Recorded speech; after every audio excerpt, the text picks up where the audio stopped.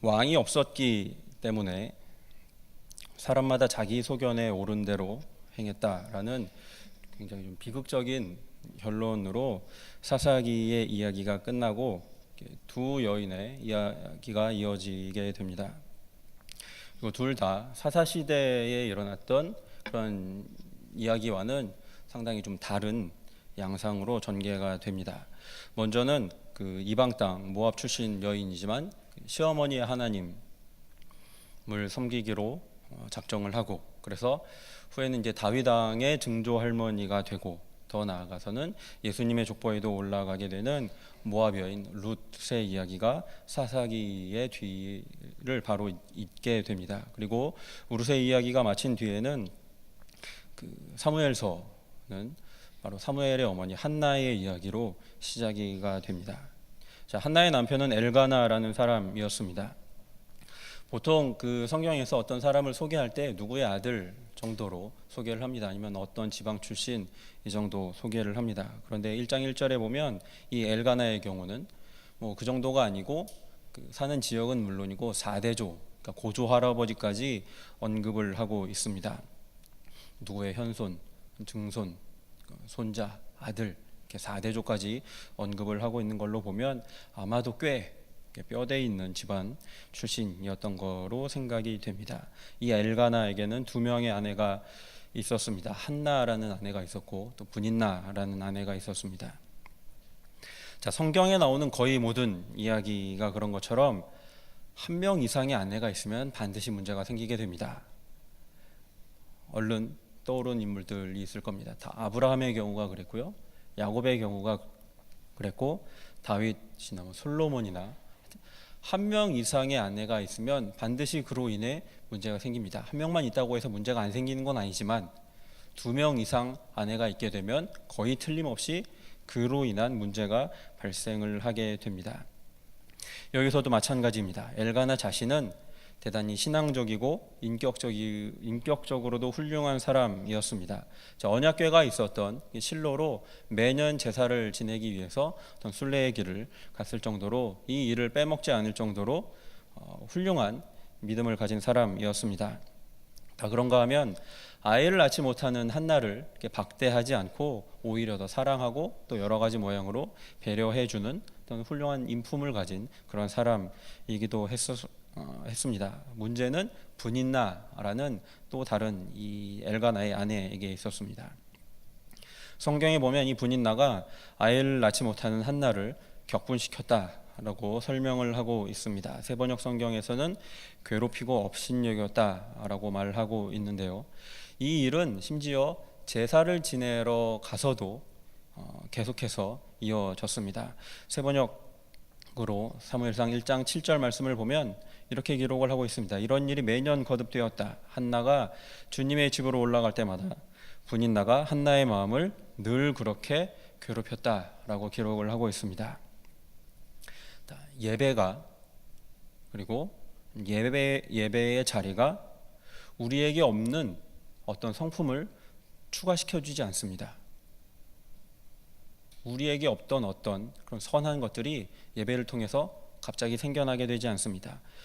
좀 더 정확하게 말을 해보면 우리에게 있는 그 성품이 예배를 통해서 극대화된다라고도 말씀을 드리는 편이 더 적절해 보입니다. 그 넓은 마음과 관대한 품성을 가진 엘가나는 기도와 제사를 통해서 그것이 더 확대됐을 것이고 한나도 아마 그랬을 겁니다. 하지만 같은 시간 같은 자리에서 분인나라는 여자는 옹졸함과 야비함이 더 확대됐습니다. 그곳에 와서도 아이를 낳지 못하는 한나를 계속해서 괴롭혔습니다. 이 실로라는 예배의 처소가 엘가나에게는 인격과 관용을 극대화시킨 반면에 이 분인나에게는 질투와 비열함을 극대화시키는 장소가 됐습니다. 자, 이런 예는 신약에서도 우리가 찾아볼 수가 있습니다. 바리새인들은 율법을 철저하게 지키면 지킬수록 오히려 하나님으로부터는 멀어졌습니다. 율법을 통해서 그것을 주신 하나님의 성품을 닮아간 것이 아니고 오히려 그것을 더 잘 지킬수록 그들 안에 있던 어떤 교만, 이기심 이런 것들이 더 확장돼 간 겁니다. 결국 이들은 육신을 입고 이 땅에 오신 하나님을 알아보지 못했습니다. 그리고 더 나아가서는 거부하기까지 했습니다. 과연 저와 여러분은 어느 편에 속해 있는 사람인지 생각을 해봤으면 좋겠습니다. 예배의 자리에서 우리의 신앙이 인격이 확대가 되는지, 아니면 우리의 이기심이, 우리의 예차가 더 확대가 되는지, 예배를 드리고 나는 어떤 사람으로 변화되는지 우리 자신을 돌아보기를 소망합니다. 그리고 엘가나와 같은 소망이 되기를, 인격이, 신앙이, 믿음이 더욱더 예배를 통해 확장되기를 주님의 이름으로 소망합니다. 자, 이런 두 사람의 극단적인 대우를 받으면서 슬픔 가운데 있던 한나는 하나님께 모든 것을 아뢰기로 결심을 했습니다. 남편에게는 말하지 않고 오직 하나님께 나아가 이 모든 슬픔을 아뢰었습니다. 1장 11절에 보면 한나가 이렇게 기도를 합니다. 만군의 여호와여, 만일 주의 여종의 고통을 돌보시고 나를 기억하사 주의 여종을 잊지 아니하시고 주의 여종에게 아들을 주시면 내가 그의 평생의 그를 여호와께 드리고 삭도를 그의 머리에 대지 아니하겠나이다 라고 고백을 합니다. 만약에 하나님께서 나에게 아들을 주신다면 그 아들을 하나님 앞에 구별된 나실인으로 바치겠다라는 서원을 했습니다. 그리고 이런 기도하는 한나를 그 당시의 대제사장이었던 엘가가 처음에는 오해를 하게 됩니다. 기도하는 사람에게서 어느 순간 이 기도의 소리가 그쳐지더니, 그래서 궁금해서 엘리가 한나를 쳐다봤더니 기도하는 소리는 나지 않고 입만 달짝거리는 그런 모습을 보게 됐습니다. 제사장으로서의 의무를 다하기 위해서 엘리는 한나에게 경고를 합니다. 술에 취해서 당신 지금 뭐 하는 짓이냐, 옳지 않다라고 경고를 합니다. 오해를 할 수도 있는 그런 상황이었고, 또 제사장으로서는 마땅히 그렇게 해야 될 책임이 있었습니다. 반면에 한나의 입장에서는 오히려 더 분노하게 된다면 분노하게 되고, 더 슬퍼진다면 슬퍼지게 되고, 억울하고 감정적으로 격해질 만한 상황이었지만 그렇게 하지 않고 도리어 차분하게 대응을 합니다. 자신의 사연을 엘리 제사장에게 하나하나 말하면서 스스로를 변호했습니다. 그래서 결국은 사정을 들은 엘리 제사장 역시도 한나를 위해서 축복을 해줍니다. 하나님께서 당신의 기도에 응답해 주시기를 원합니다 라는 축복의 말을 전해줍니다. 그리고 한나는 이것을 기도의 응답으로 받아들인 것 같습니다. 1장 18절 말씀을 보면 한나가 이런 반응을 보입니다. 당신의 여종이 당신께 은혜 입기를 원하나이다 하고 가서 얼굴에 다시는 근심빛이 없더라 라고 성경이 기록을 하고 있습니다. 엘리 제사장의 이런 반응에 대해서 하나님께서 나의 기도를 들어주셨다라고 한나는 믿음으로 받아들였던 것 같습니다. 결국 한나는 정말로 하나님께서는 한나의 기도를 들으셨고 사무엘이라는 아들을 낳게 해주셨습니다. 자, 그런데 보통 이렇게 되면 대부분의 사람들이 마음이 변합니다. 아쉬울 때는 하나님 앞에 나가서 하나님 이 문제만 해결을 해주시면 내가 이것도 하고 이렇게도 하고 저렇게도 하고 이런 것도 드리고 저런 것도 드리고 그렇게 합니다. 하지만 정작 그 기도가 응답을 받고 나면 그때 어떤 절박함을 많이 잊어버리고 그냥 예전으로 돌아가게 되는, 아니면 처음에는 잠깐 그렇게 하는 것 같다가 다시 예전으로 돌아가게 되는 그런 모습들을 꽤 많이 보게 됩니다. 하지만 한나는 그런 사람들과 분명히 달랐습니다. 그간에 있었던 모든 일, 사정을 남편에게 말한 후에 이 사무엘을 내가 젖을 뗄 때까지만 기르고 실로에 가서 엘리 제사장에게, 그래서 하나님께 드리겠습니다 라고 얘기를 합니다. 근데 이 과정에서도 엘가나의 신앙이나 인품이 다시 한번 드러나게 됩니다. 율법에 보면 그 아내 혼자 이런 결정을 했던 경우에 남편이 임의로 이 결정을 무효화시킬 수가 있습니다. 민수기 30장에 그런 언급이 나옵니다. 아내가 약속을 한 일이, 맹세하고 서원한 일이 남편 보기에 마음에 들지 않으면, 옳지 않다는 판단이 되면 그냥 남편이 임의로 그것을 무효라고 할 수가 있습니다. 그렇기 때문에 어쨌든 성경에서는 한나 혼자 이 일을 결심을 하고 진행을 한 것이기 때문에 엘가나 입장에서는 싫어라고 한다고 해도 그것이 율법에 저촉되는 그런 일은 아니었습니다. 뭐 남편 입장에서도 남편으로서도 얼마나 안타깝겠습니까? 사랑하는 아내 한나와의 사이에서 얻은 첫 번째 아이이니만큼 얼마나 더 귀하고 그 아쉬운 그런 일이겠습니까? 하지만 이 엘가나는 이 아내가 하나님 앞에 서원한 것을 존중하고 인정해서 이 아이 사무엘을 젖을 땐 후에 제사장에게 데려가서 하나님 앞에 맡기게 됩니다.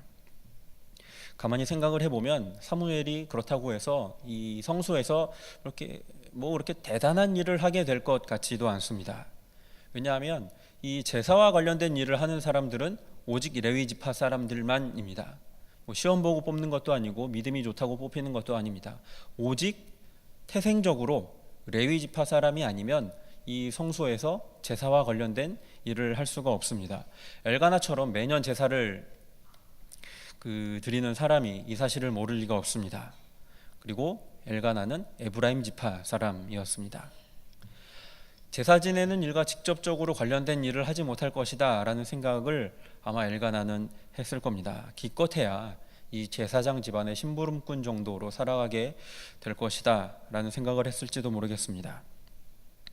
하지만 이 모든 부정적인 조건 중에도 한나와 엘가나는 서원을 했던 대로 아이 사무엘을 하나님께 구별된 사람으로 드리게 됩니다. 그리고 우리가 함께 읽은 본문은 바로 이후에 이어지게 되는 한나의 찬송입니다. 그러니까 정확히는 사무엘을 낳고 나서 하나님께 감사하고 찬송한 그 내용이 아니고 그 젖을 땐 아이 사무엘을 하나님께 드리고 나서 성소에 맡겨놓고 와서 고백하는 찬송입니다. 슬픔 가운데 살아가던 자신을 찾아오셔서 비교할 수 없는 큰 선물과 큰 기쁨으로 위로해 주신 하나님을 향한 감사의 간증이기도 합니다. 자, 그런데 이 구절에서 볼 수 있는 이 한나의 고백은 제가 지금까지 말씀드렸던 일을 전제로 우리가 예상해 볼 수 있는 일반적인 고백과는 분명히 다른 점이 있습니다. 다시 말씀을 드리자면 우리가 오늘날에 유아세례라든지 아니면 헌화식이라든지 이런 데서 들을 수 있는 감사, 간구, 축복 이런 표현들이 여기에는 전혀 드러나지 않는다라는 겁니다. 기적적으로 임신에 성공해서 그것도 귀한 아들을 얻은 것에 대한 감사가 아닙니다. 찬송의 주제는 한나가 받은 응답이 아니고 한나의 기도에 응답하신 하나님입니다. 그리고 그 응답을 통해 경험하게 된 놀라우신 하나님에 대한 찬양이 바로 이 구절을 통해 드러나게 됩니다.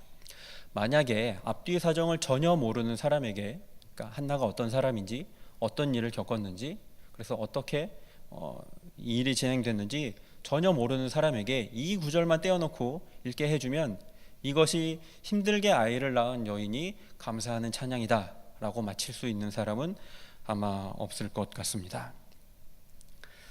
높고 거룩하신 하나님에 대한 고백으로 시작을 합니다.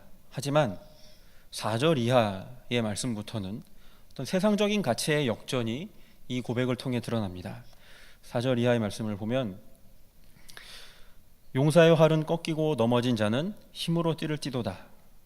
풍족하던 자들은 양식을 위하여 품을 팔고 줄이던 자들은 다시 줄이지 아니하도다. 전에 임신하지 못하던 자는 7을 낳았고 많은 자녀를 둔 자는 쇠약하도다.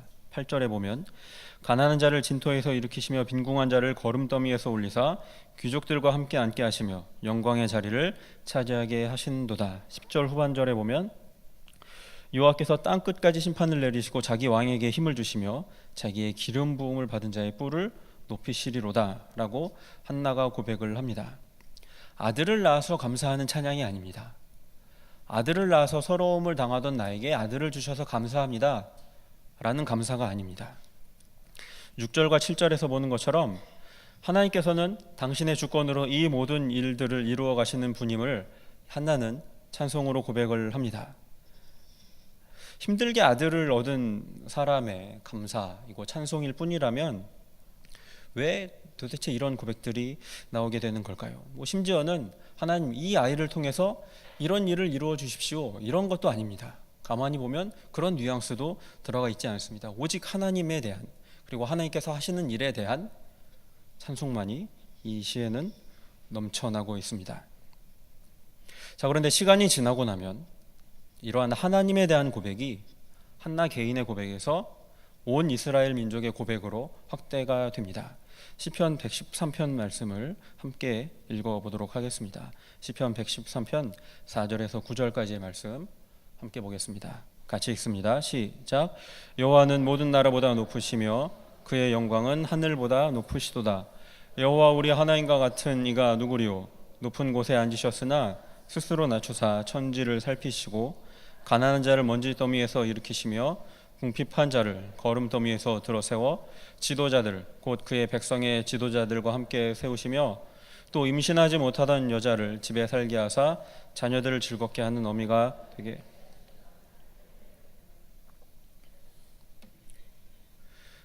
꼭 이 한나의 찬송을 표절이라도 한 것 같은 그 작자를 알 수 없는 이 시편은 이스라엘 백성이 한나 개인의 고백을 이스라엘 언약 공동체 모두의 고백으로 받아들였음을 보여주는 분명한 증거입니다. 여기에서 고백되는 하나님 어떤 분이십니까? 가장 높으신 분이십니다. 그렇지만 그 높은 자리에만 머물러 계시지 않고 긍휼과 자비로 낮은 자를 찾아오신 분입니다. 그렇게 세상에 오셔서 이 세상의 가치와 질서가 궁극적이거나 영원한 것이 아니다라는 것을 보여주시는 분입니다. 7절, 8절, 9절에 보면 가난한 자를 먼지 더미에서 일으키시며 궁핍한 자를 거름 더미에서 들어세워 지도자들 곧 그의 백성의 지도자들과 함께 세우시며 임신하지 못하던 여자를 집에 살게 하시고 자녀들을 즐겁게 한 어머니가 되게 하신도다 라고 고백을 합니다. 세상적인 가치가, 세상적인 지위가 영원한 것이 아니다라는 것을, 그것을 역전시켜 주시는 분이다라고 고백을 합니다. 여기에 공통적으로 등장하는 한나의 고백과 그리고 이 시편에 공통적으로 등장하는 가난한 자, 비천한 자는 돈이 없는 사람이 아니고 낮은 신분에 있는 사람이 아닙니다. 죄의 권세 아래서 무력하게 그리고 비참하게 살아갈 수밖에 없는 그런 절망적 상태에 빠져 있는 사람들 모두를 지칭하는 표현들입니다. 높으신 하나님께서 바로 이런 사람들을 찾아오셨고 그래서 그들을 높여주시고 당신의 백성으로 삼아주셔서 영광과 부유를 주신다. 세상에서는 비록 그들이 가난하고 비천한 자들이지만 하나님으로 말미암아 그 낮은 자들을 찾아오신 하나님으로 말미암아 영광스러운 지위를 얻게 하신다라고 한나 그리고 시편 기자는 고백을 합니다.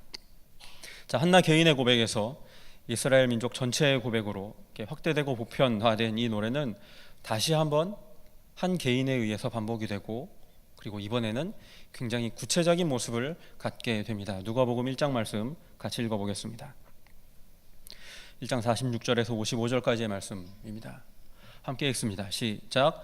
마리아가 이르되 내 영혼이 주를 찬양하며 내 마음이 하나님 내 구주를 기뻐하였음은 그의 여종의 비천함을 돌보셨음이라. 보라 이제 후로는 만세에 나를 복이 있다 일컬으리로다.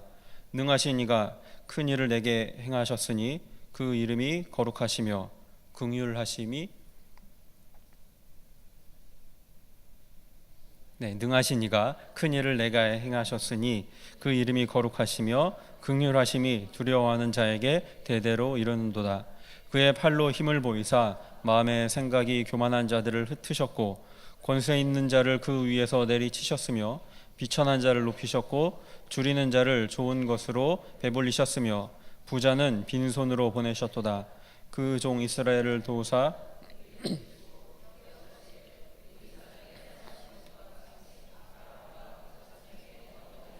싶다.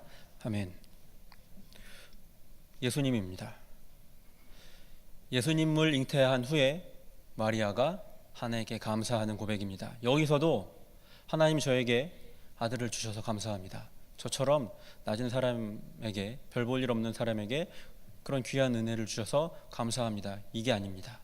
오직 큰 일을 이루어 가시는 하나님에 대한 감사와 찬양, 그 고백이 이 시에 넘쳐나고 있습니다. 하나님과 동정함을 지니셨지만 그것을 당연한 것으로 여기지 않으시고 사람이 되셔서 낮고 낮은 우리를 찾아 이 땅에 오신 예수님에 대한 고백입니다.